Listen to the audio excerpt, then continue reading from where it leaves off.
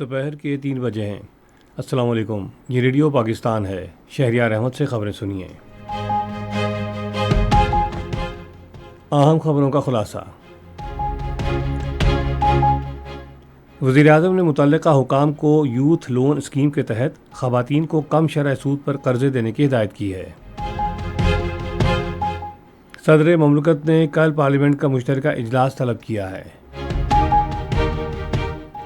वज़ीर दिफा ने कहा है कि हुकूमत मुल्क में अक़लियतों के हकूक़ का तहफ़्फ़ुज़ यकीनी बनाने के लिए ठोस इक़दामात कर रही है। सरकर्दा यूरोपीय ममालिक ने गज़ा की तामीर नौ के लिए अरब ममालिक की तरफ से पेश करदा 53 अरब डॉलर मालियत के मंसूबे की हिमायत की है। मारूफ लोक गुलकार पठान खान की आज 25वीं बरसी मनाई जा रही है। दुबई में चैंपियंस ट्रॉफी क्रिकेट टूर्नामेंट का फाइनल न्यूजीलैंड और भारत के दरमियान जारी है। और अब इन खबरों की तफसील। वज़ीर-ए-आज़म मोहम्मद शहबाज शरीफ ने घरेलू सनतों और छोटे कारोबार से वाबस्ता ख़वातीन को छोटे और दरमियाने दर्जे के कारोबारी शोबे में शामिल करने का ऐलान किया है। उन्होंने ये ऐलान इस्लामाबाद में छोटे और दरमियाने दर्जे की सनतों के तरक्याती इदारे के तहत जारी इस्लाहात के जायज़ा इजलास के दौरान किया। वज़ीर-ए-आज़म ने मुतल्लिका हुकाम को यूथ लोन स्कीम के तहत ख़वातीन को कम शरह सूद पर कर्ज़े फराहम करने की हिदायत की। उन्होंने एक ख़ुसूसी कमेटी तश्कील देने का भी ऐलान किया, जिसे ख़वातीन को बाइख्तियार बनाने के लिए कारोबारी मौक़े की फ़राहमी के ज़रिए एक जामे मनसूबा वज़ा करने की ज़िम्मेदारी सौंपी गई है। इजलास के दौरान वज़ीर-ए-आज़म को छोटे और दरमियाने दर्जे के कारोबारी इदारों की तरक्की के लिए सुमेडा के इक़दामात के बारे में बताया गया। नायब वज़ीर-ए-आज़म और वज़ीर ख़ारिजा मोहम्मद इसहाक़ डार ने सऊदी अरब के शहर जद्दा में इस्लामी ताउन तंजीम की वज़राए ख़ारिजा कौंसिल के गैर मामूली इजलास के मौके पर इस्लामी ममालिक के रहनुमाओं से अलग अलग मुलाकातें की हैं। ओआईसी के सेक्रेटरी जनरल हुसैन इब्राहिम ताहा से अपनी मुलाकात के दौरान दोनों रहनुमाओं ने उम्मत मुस्लिमा को दरपेश मौजूदा मसाइल पर तबादला ख्याल किया।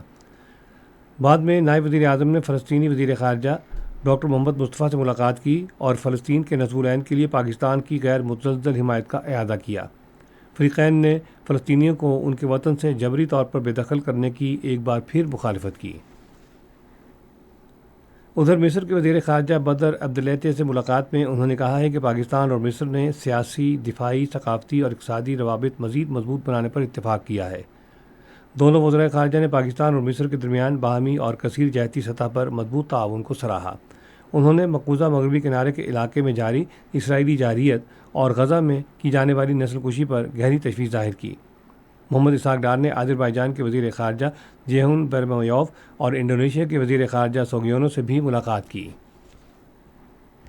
सदर ममलकत आसिफ अली ज़रदारी ने पार्लियामेंट का मुश्तरका इजलास कल दोपहर 3 बजे तलब किया है। ये खबरें आप रेडियो पाकिस्तान से सुन रहे हैं। वज़ीर दिफा ख़ाजा आसिफ ने कहा है कि पाकिस्तान का आइन अक़लियतों के हकूक़ के तहफ़्फ़ुज़ की ज़मानत देता है, जिसे यकीनी बनाने के लिए हुकूमत ठोस इक़दामात कर रही है। उन्होंने ये बात आज सियालकोट में एक तकरीब से खिताब करते हुए कही। उन्होंने कहा कि वतन अज़ीज़ में बसने वाले हर शहरी को मज़हब और रंग व नस्ल से क़तई नज़र यकसा हकूक़ हासिल हैं। वज़ीर दिफा ने कहा कि अक़लियती बरादरियों के साथ रवादारी और हुस्न सलूक किसी भी कौम का ख़ासा होता है। उन्होंने अक़लियतों को पाकिस्तान के यकसा शहरी के तौर पर तहफ़्फ़ुज़ देने और अक़लियती कार्ड स्कीम के ज़रिए उन्हें रिलीफ फराहम करने की गरज से ठोस इक़दामात के लिए वज़ीर आला पंजाब मरियम नवाज़ की तारीफ़ की। उन्होंने कहा, बैनुल मज़ाहिब हम आहंगी और मसावात किसी भी मुल्क के दिफा, यकजहती और सेहतमंद मुआशरे की तख्लीक के लिए ज़रूरी हैं।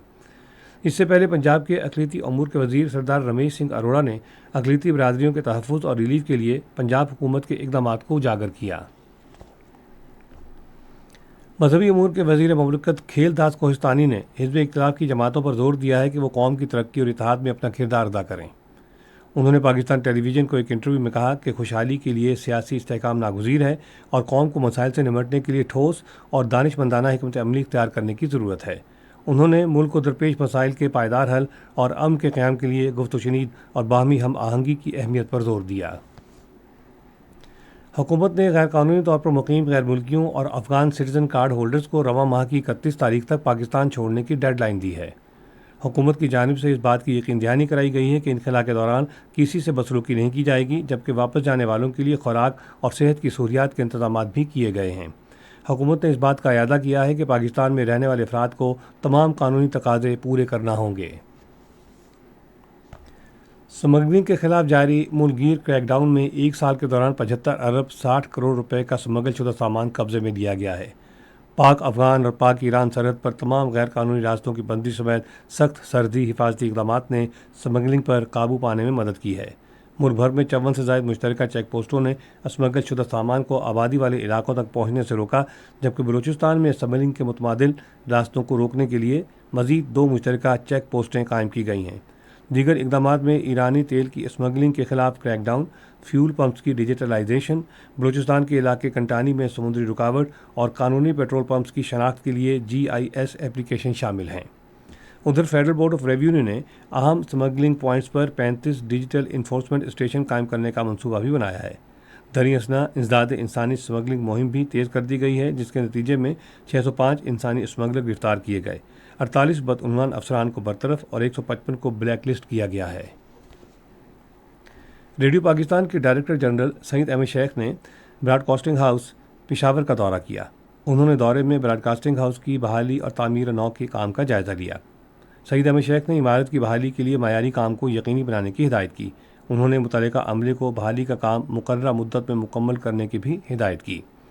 ڈائریکٹر انجینئرنگ عاقل خان بھی اس موقع پر ڈائریکٹر جنرل کے ہمراہ تھے۔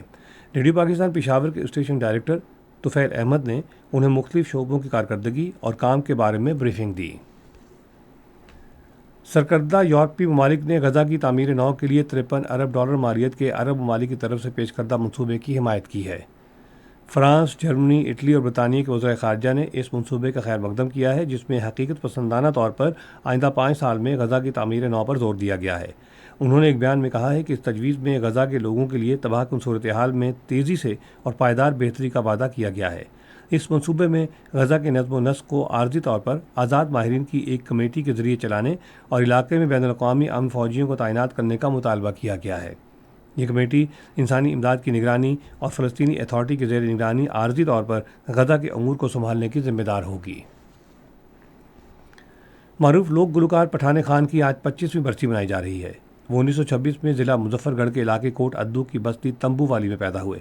پٹھان خان نے بابا بلے شاہ، خواجہ غلام فرید، پیر مہر علی شاہ اور دیگر معروف صوفی شعراء کے کلام پر مبنی کافیاں گائیں۔ حکومت پاکستان نے ان کی فنی خدمات کے اعتراف میں 1979 میں انہیں صدارتی تمغہ حسن کارکردگی کا اعزاز دیا۔ پٹھان خان سن 2000 میں آج کے روز اپنے آبائی علاقے کوٹ ادو میں 74 برس کی عمر میں انتقال کر گئے۔ ریڈیو پاکستان آج دوپہر 4:05 پر اپنے قومی نشریاتی رابطے پر لوک گلوکار پٹھان خان کی برسی کے سلسلے میں موسیقی کا ایک پروگرام نشر کرے گا۔ کرکٹ۔ دبئی میں چیمپئنز ٹرافی کرکٹ ٹورنامنٹ کے فائنل میں نیوزی لینڈ نے بھارت کے خلاف اب سے تھوڑی دیر پہلے تک 12 اوورز میں 75 رنز بنائے تھے اور اس کے 3 کھلاڑی آؤٹ ہوئے تھے۔ اس سے قبل نیوزی لینڈ نے ٹاس جیت کر پہلے بیٹنگ کا فیصلہ کیا۔ اور اب موسم۔ محکمہ موسمیات کی پیشگوئی کے مطابق آئندہ 12 گھنٹوں کے دوران ملک کے بیشتر علاقوں میں موسم خشک، جبکہ بالائی علاقوں میں مطلع جزوی طور پر آلود رہے گا، تاہم بالائی خیبر پختونخوا، گلگت بلتستان، کشمیر اور ملکہ پہاڑی علاقوں میں شام اور رات کے اوقات میں بعض مقامات پر گرج چمک کے ساتھ بارش اور پہاڑوں پر برف باری کا امکان ہے۔ آج ریکارڈ کیا گیا بعض بڑے شہروں کا درجہ حرارت۔ Islamabad 27 degree centigrade, Lahore 28، Karachi 37، Peshawar 24، Quetta 19، Gilgit 16، Murree 17، Muzaffarabad 22، سری نگر 12، جموں 26 اور لیہ 8 ڈگری سینٹی گریڈ رہا۔ اہم خبروں کا خلاصہ ایک مرتبہ پھر سن لیجیے۔ وزیر اعظم نے متعلقہ حکام کو یوتھ لون اسکیم کے تحت خواتین کو کم شرح سود پر قرضے دینے کی ہدایت کی ہے۔ صدر مملکت نے کل پارلیمنٹ کا مشترکہ اجلاس طلب کیا ہے۔ وزیر دفاع نے کہا ہے کہ حکومت ملک میں اقلیتوں کے حقوق کا تحفظ یقینی بنانے کے لیے ٹھوس اقدامات کر رہی ہے۔ سرکردہ یورپی ممالک نے غزہ کی تعمیر نو کے لیے عرب ممالک کی طرف سے پیش کردہ 53 ارب ڈالر مالیت کے منصوبے کی حمایت کی ہے۔ معروف لوک گلوکار پٹھان خان کی آج 25ویں برسی منائی جا رہی ہے۔ دبئی میں چیمپئنز ٹرافی کرکٹ ٹورنامنٹ کا فائنل نیوزی لینڈ اور بھارت کے درمیان جاری ہے۔ خبریں ختم ہوئیں۔ مزید خبروں اور تجزیوں کے لیے آئیے ہماری ویب سائٹ پر radio.gov.pk اور فیس بک کے link radio Pakistan news official پر براہ راست ویڈیو اسٹریمنگ بھی ملاحظہ کیجیے۔